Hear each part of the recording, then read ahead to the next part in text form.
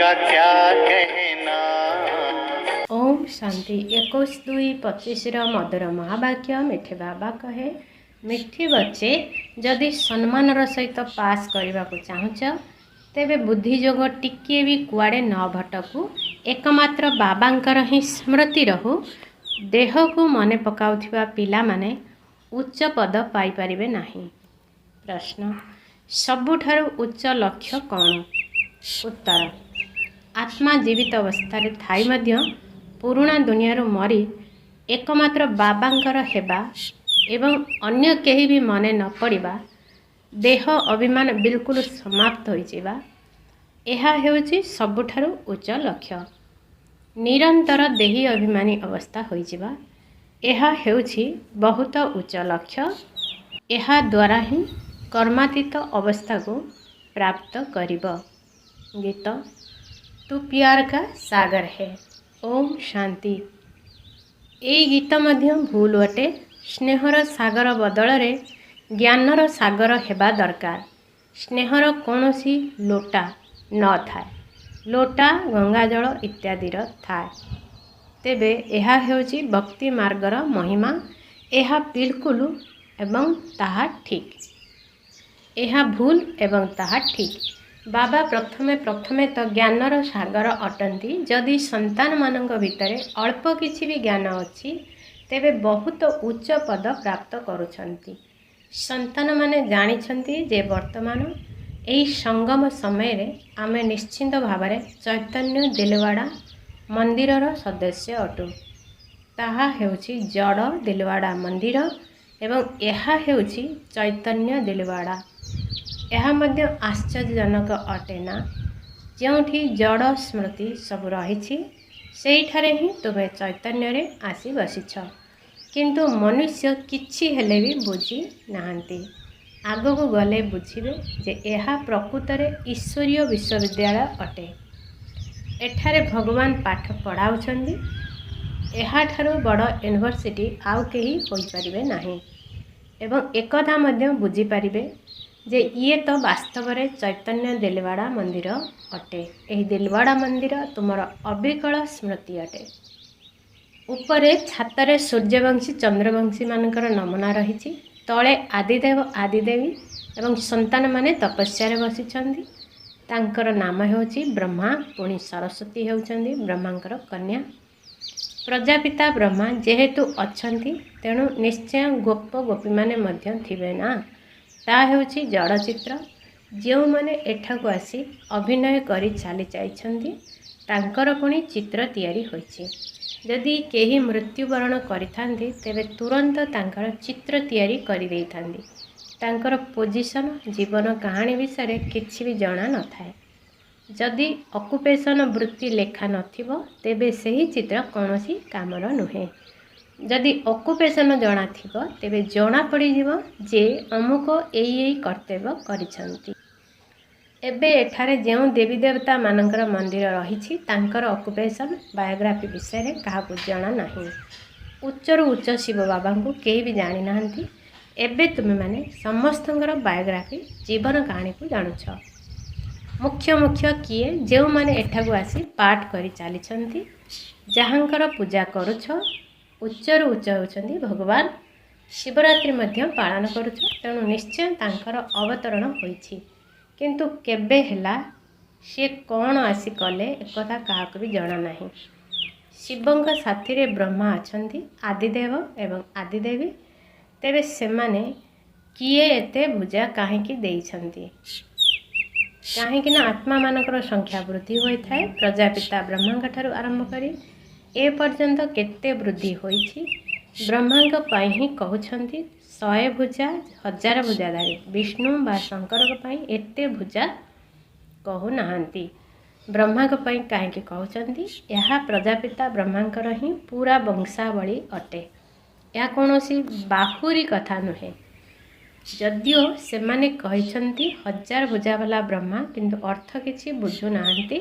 एबे तुमे वास्तव रे देख ब्रह्मांकर केते भुजा रहिछि। ये हेउछि बेहेदर भुजा। प्रजापिता ब्रह्मा को तो समस्ते मानुछंती किंतु ऑक्युपेशन को जानि नाहंती। आत्मार तो भुजा नाही किंतु भुजा शरीरर अछि। एते कोटि कोटि आत्मा अछंती तेणु तांकर भुजा केते हैला। किंतु प्रथमे जेतेबेले किए भल भाबरे ज्ञान को बुझीजिबे तेबे परे तांको एई कथा सुनाइब। प्रथम एवं मुख्य कथा हैला गोटिए, बाबा कहउछन्ति मते मने पकाओ एवं वर्षा को मने पकाओ। पुणी ज्ञानर सागरंकर मध्य गायन रहिछि। बाबा केते अथह पॉइंट सुनाउछन्ति। एते सब पॉइंट से तो मने रहिब नाही, केवल तंत अर्थात सार बुद्धि रे रहिब। तेबे शेष समय सारांश रही जाउछि मनमना भव। ज्ञानर सागर श्रीकृष्ण को कुआ जाई पारिब नाही। सी हेले रचना रचयिता एकमात्र बाबा ही अटंती। बाबा ही समस्त को वर्षा देवे, घर को नहीं जीवे। बाबांकर तथा आत्मा मानकर घर हेउछि ही साइलेंस होम, शांतिधाम। विष्णुपुरी को बाबांकर घर कुआजिब नाही। ब्रह्मलोक को घर कुआजिब जेउठी आत्मा माने रही थांती। एही सबु कथा को बुद्धिमान संतान माने ही धारण करि परिबे। एते सबु ज्ञान कहा बुद्धि रे मने रही पारिबो नाही ना एते सबु कागज रे मध्य लेखा जाई पारिबो। जदि सबु मोर लिखिबु एकाठी करिवो तेबे सारा हॉल भरी जीवो। एई दुनियार पाठपढ़ा रे मध्य केते ढेर बही सबु रहिछि। परीक्षा पास करि नेले पुणी पाठर सारांश बुद्धि रे रही जाई थाए। जदि बारिस्टर परीक्षा रे पास करि गल तेबे गोटिए जन्म पई अल्प काल सुख मिल जाउछि। ता हेउछि विनाशी रोजगार। भविष्यत पाई तुमको बाबा अविनाशी रोजगार कराउछन्ति। बाकी जेउ सब गुरु गोसाई आदि अछन्ति सेमाने सब विनाशी रोजगार कराउछन्ति। जेतिकी विनाश पाखे आसीबो रोजगार सेतिकी कम होई चालिबो। तुमे कहिबो रोजगार तो बढ़ी चलीछि किंतु ना, ए सब तो समाप्त होई जिवो। पूर्वरु राजा मानकर रोजगार चालुथिला, वर्तमान तो सेमाने भी नाहंती। तुमर रोजगार तो बहुत समय चालुछि।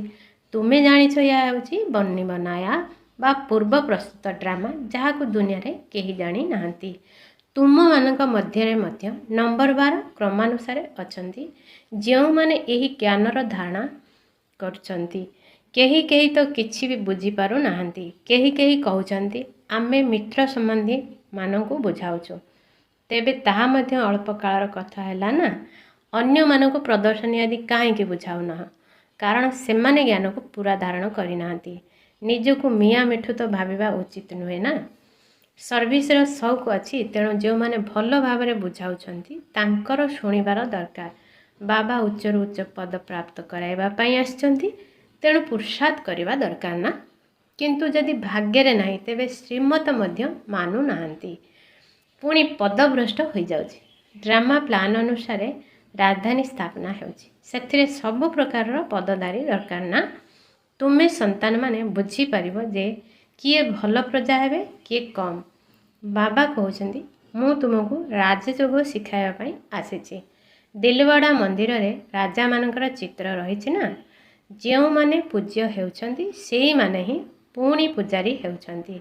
राजा राणीकर पद तो उच्च अटे ना। पुणी जेतेबेले बाम मार्ग रे आसुछन्ती सेतेबेले मध्य राजा अथवा बड़ बड़ साहुकार तो हेबे ना। जगन्नाथंकर मंदिर रे समस्तंक मस्तक रे मुकुट देखाइछन्ती, किंतु प्रजा मानक मस्तक रे तो मुकुट रहिब नाही। तेबे मुकुटधारी राजा माने मध्य विकार रे जाउथिबा देखाइछन्ती। सेमानकर सुख संपत्ति बहुत थिबो, किंतु संपत्ति कम बेसी निश्चिंत रहिबो। हीरार महल एवं चांदीर महल भितर पार्थक्य तो रही थाए। तेणु बाबा संतान मानकु कहउछन्ती भल पुरुषार्थ करी उच्च पद पाओ। राजा मानकर सुख बेसी रही थाए, सेठारे समस्ते दुखी होई थांती। जेमिति एठारे समस्तंकर दुख रहिछि, बेमार आदि तो समस्तंकु हेउछि, सेठारे सुख ही सुख रहिबो। किंतु क्रमानुसार पदवी तो रही थाए। बाबा सबुबेले कहउछन्ती पुरुषार्थ करि चाल, अवहेला कर नाही। तेबे पुरुषार्थ बुझा जाए जे ड्रामानुसार यहांकर सद्गति एही प्रकारर एतिकी ही हेउछि। निजर सद्गति पई श्रीमतरे चालिबाकु पड़िबो। जदि शिक्षकंकर मत अनुसार स्टूडेंट न चालिबो तेबे सी कोनोसी कामर नुहे। सेतिपई नंबर 12 पुरुषार्थ अनुसार तो समस्ते रहुछन्ति। जदि केही कहउछन्ति कि मु यहा करि परिबि नाही, तेबे अन्य माने कोन शिखिबे।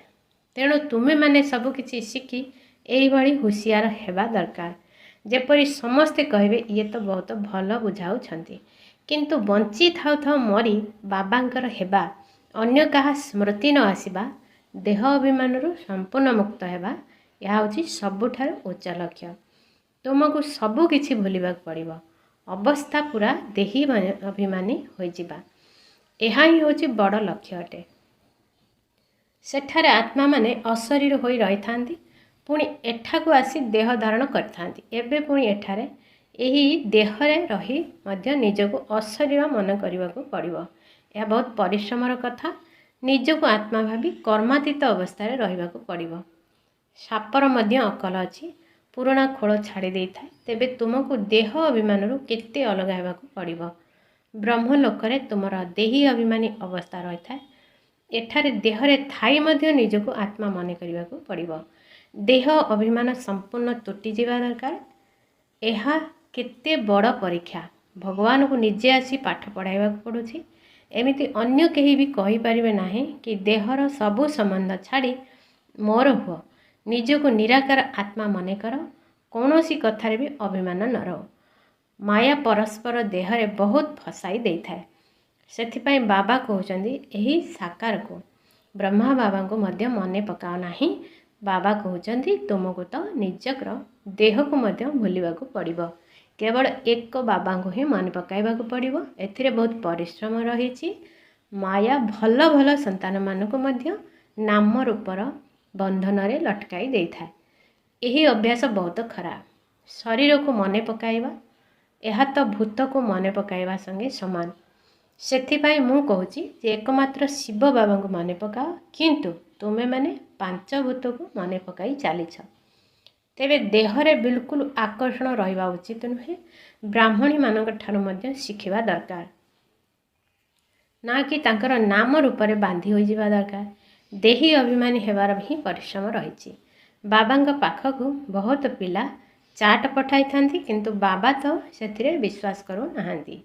କେହି କେହି ତ କହୁଛନ୍ତି ଆମେ ଶିବ ବାବାଙ୍କ ବ୍ୟତୀତ ଅନ୍ୟ କାହାକୁ ମନେ ପକାଉନାହୁଁ, କିନ୍ତୁ ବାବା ଜାଣିଛନ୍ତି ସେମାନେ ପାଇ ପଇସାର ମଧ୍ୟ ଯୋଗ କରୁନାହାନ୍ତି। ଯୋଗ କରିବାର ତ ବହୁତ ପରିଶ୍ରମ ରହିଛି। ପିଲାମାନେ କେଉଁଠି ନା ଯେଉଁଠି ଫସି ଯାଉଛନ୍ତି। ଦେହଧାରୀକୁ ମନେ ପକାଇବା, ଏହା ତ ପାଞ୍ଚଭୂତଙ୍କୁ ମନେ ପକାଇବା ହୋଇଗଲା। ଏହାକୁ ଭୂତ ପୂଜା କୁହାଯାଉଛି। ଭୂତକୁ ମନେ ପକାଉଛନ୍ତି। ଏଠାରେ ତ ତୁମକୁ ଏକମାତ୍ର ଶିବ ବାବାଙ୍କୁ ମନେ ପକାଇବାକୁ ପଡ଼ିବ। ପୂଜା ପାଠର ତ କୌଣସି କଥା ନାହିଁ। ଭକ୍ତିର ଚିହ୍ନବର୍ଣ୍ଣ ମଧ୍ୟ ସମାପ୍ତ ହୋଇଯାଉଛି। ପୁଣି ମୂର୍ତ୍ତିକୁ କାହିଁକି ମନେ ପକାଇବ? ତାହା ମଧ୍ୟ ମାଟିରେ ତିଆରି ହୋଇଛି। ବାବା କହୁଛନ୍ତି ମଧ୍ୟ ଏହା ସବୁ ଡ୍ରାମାରେ ନିର୍ଦ୍ଧାର୍ଯ୍ୟ ହୋଇ ରହିଛି। ଏବେ ପୁଣି ତୁମକୁ ପୂଜାରୀରୁ ପୂଜ୍ୟ କରୁଛି। ତେଣୁ ବାବାଙ୍କ ବ୍ୟତୀତ ଅନ୍ୟ କୌଣସି ଦେହଧାରୀଙ୍କୁ ମନେ ପକାଇବା ଉଚିତ ନୁହେଁ। ଆତ୍ମା ଯେବେ ପାବନ ହୋଇଯିବ, ତେବେ ଶରୀର ମଧ୍ୟ ପାବନ ମିଳିବ। ବର୍ତ୍ତମାନ ତ ଏହି ଶରୀର ପବିତ୍ର ନୁହେଁ। ପ୍ରଥମେ ଆତ୍ମା ସେତେବେଳେ ଯେତେବେଳେ ସତ୍ତ୍ୱ ପ୍ରଧାନରୁ ସତ୍ତ୍ୱ ରଜ ତମର ଆସୁଛି, ତେବେ ଶରୀର ମଧ୍ୟ ସେହି ଅନୁସାରେ ମିଳିଥାଏ। ବର୍ତ୍ତମାନ ତୁମର ଆତ୍ମା ପାବନ ହୋଇ ଚାଲିବ, ମାତ୍ର ଶରୀର ଏବେ ପାବନ ହେବ ନାହିଁ। ଏହା ସବୁ ବୁଝିବାର କଥା। ଏହି ପଏଣ୍ଟସ୍ ମଧ୍ୟ ତାଙ୍କ ବୁଦ୍ଧିରେ ରହିବ, ଯିଏ ଭଲ ଭାବରେ ବୁଝି ଅନ୍ୟମାନଙ୍କୁ ବୁଝାଉଥିବେ। ଆତ୍ମାକୁ ସତ୍ତ୍ୱ ପ୍ରଦାନ ହେବାକୁ ପଡ଼ିବ। ବାବାଙ୍କୁ ମନେ ପକାଇବାରେ ହିଁ ବହୁତ ପରିଶ୍ରମ ରହିଛି। କାହାର ତ ବାବାଙ୍କର ସ୍ମୃତି ଟିକିଏ ବି ରହୁନାହିଁ। ଯଦି ପାସ୍ ୱିଥ୍ ଅନର ହେବାକୁ ଚାହୁଁଛ, ତେବେ ବୁଦ୍ଧି ଯୋଗ ଟିକିଏ ବି କେଉଁଠି ହେଲେ ଭ୍ରମିତ ନ ହେଉ। ଏକମାତ୍ର ବାବାଙ୍କର ହିଁ ସ୍ମୃତି ରହିବା ଦରକାର। କିନ୍ତୁ ପିଲାମାନଙ୍କର ବୁଦ୍ଧି ଯୋଗ ଏଣେ ତେଣେ ଭଟକି ଚାଲିଛି। ଯେତେ ଯେତେ ବହୁତଙ୍କୁ ନିଜ ସମାନ କରିବେ, ସେତେ ସେତେ ଉଚ୍ଚ ପଦ ମିଳିବ। ଯେଉଁମାନେ ଦେହକୁ ମନେ ପକାଇଥାନ୍ତି, ସେମାନେ କେବେ ହେଲେ ଉଚ୍ଚ ପଦ ପାଇପାରିବେ ନାହିଁ। ଏଠାରେ ତ ପାସ୍ ୱିଥ୍ ଅନର ଅର୍ଥାତ୍ ସମ୍ମାନର ସହିତ ପାସ୍ ହେବାକୁ ପଡ଼ିବ। ପରିଶ୍ରମ ବିନା ଏହି ପଦ କିପରି ମିଳିବ? ଦେହର ସ୍ମୃତିରେ ରହିଲା ବାଲା ତ କେହି ପୁରୁଷାର୍ଥ କରିପାରିବେ ନାହିଁ। ବାବା କହୁଛନ୍ତି ଯେଉଁମାନେ ପୁରୁଷାର୍ଥ କରୁଛନ୍ତି ସେମାନଙ୍କୁ ଅନୁସରଣ କର। ବ୍ରହ୍ମା ବାବା ମଧ୍ୟ ପୁରୁଷାର୍ଥୀ ଅଟନ୍ତି ନା। ଇଏ ବଡ଼ ବିଚିତ୍ର ଜ୍ଞାନ ଅଟେ। ଦୁନିଆରେ କାହାକୁ ମଧ୍ୟ ଏକଥା ଜଣା ନାହିଁ। କାହାର ମଧ୍ୟ ବୁଦ୍ଧିରେ ଆସିବ ନାହିଁ ଯେ ଆତ୍ମାର ପରିବର୍ତ୍ତନ କିପରି ହୋଇଥାଏ। ଏସବୁ ଗୁପ୍ତ ମେହନତର କଥା ଅଟେ। ବାବା ମଧ୍ୟ ଗୁପ୍ତ। ତୁମେ ରାଜତ୍ୱ କିପରି ପ୍ରାପ୍ତ କରୁଛ, ଏଥିରେ ଲଢ଼େଇ ଝଗଡ଼ାର କୌଣସି କଥା ନାହିଁ। ज्ञान एवं जोग ही कथा। आमे कहा सहित झगड़ा करूनाहु। आत्मा को पवित्र करने यही परिश्रम करने को पड़ो। आत्मा जेते जेते पतित हो जाउथिबो शरीर मध्य सेति सेति पतित होउथिबो। पुणी आत्मा को पावन हो जावाक पड़ो। से बहुत परिश्रम करने को हेबो। तेबे बाबा बुझी पारी थांती जे किए किए किपरि पुरुषार्थ करुछंती। यह होची शिव बाबांकर भंडार। शिव बाबांकर भंडार रे तुमे सेवा करुछ।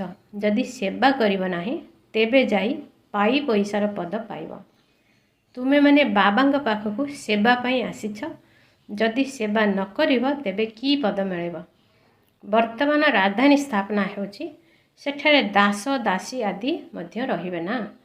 एबे तुमे रावण उपरे विजय प्राप्त करुछ। बाकी एठारे लड़ाई इत्यादि कथा नाही। एठारे समस्त को बुझा जाउची जे यह केते गुप्तर कथा। जोग बल द्वारा विश्वर बासाही तुमे नेउछ। तुमे जानिछ आमे आमर शांति धामर निवासी अटु। तुम मानंकु सही बेहदर घर ही मने अछि। एठाकु आमे अभिनय करिया पई आसीछु। पुणी जाउछु निज घर को। आत्मा किपरि जाउची यह मध्य केही जानी नाहंती। ड्रामा प्लान अनुसार आत्मा मानक एठाको आसीबाको ही पड़ी थाए। अच्छा, मिठा मिठा शिकिला दे संतान मानक प्रति माता पिता बाप दादांकर मधुर स्नेह संपन्न शुभेच्छा एवं सुप्रभात। आत्मिक पितांकर आत्मिक संतान मानक नमस्ते। आत्मिक संतान मानकर आत्मिक माता पिता को नमस्ते नमस्ते नमस्ते। धारणा पाई मुख्य सार। 1. कौनसी भी देहधारी सहित मोह रखिबार नाही। शरीर को मने पकाइबा मध्य भूत मान को मने पकाइबा सहित समान। सेतिपई कहार नाम रूप से प्रभावित हेबार नाही। निजर देह को मध्य बोलिबाको हेबा। 2. भविष्यत पाई अविनाशी रोजगार जमा करने को हेबा। ज्ञानवान होई ज्ञानर पॉइंट्स गुड़ी को बुद्धि रे धारण करने को हेबा। जहाँ सब बाबा बुझाउछंती सेगुड़ी को बुझी अन्य मानकु शुणाइबाकु हेबा। वरदान कल्प कल्पर विजयर स्मृति आधार रे मायारूपी शत्रु को आह्वान करुथिबा महावीर विजयी भव। महावीर विजयी पिला माने परीक्षा को देखि केबे भी विचलित होती नहीं। काहेकि ना सेमाने त्रिकालदर्शी होइथिबा कारणरो जानिछंती जे आमे कल्प कल्पर विजयी अटु। महावीर पिला माने केबे भी एई भली कहि परिबे नाही जे बाबा आम पाखकु माया पठाओ नाही बा कृपा कर आशीर्वाद दियो शक्ति दियो। मु कौन करी जानी पारु नाही। तेणु कौन सी रास्ता बताओ। यह मध्य दुर्बलता अटे।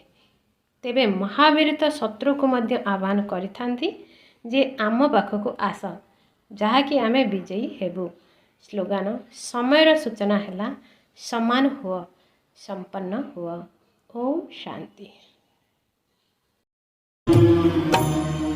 हमने प्यार वो पाया जो दुनिया पा नहीं सकती। आज मोर एलरो तेन समान मु महावीर आत्मा आटे मु विजयी आत्मा आटे मु प्रभु प्रिय आत्मा आटे।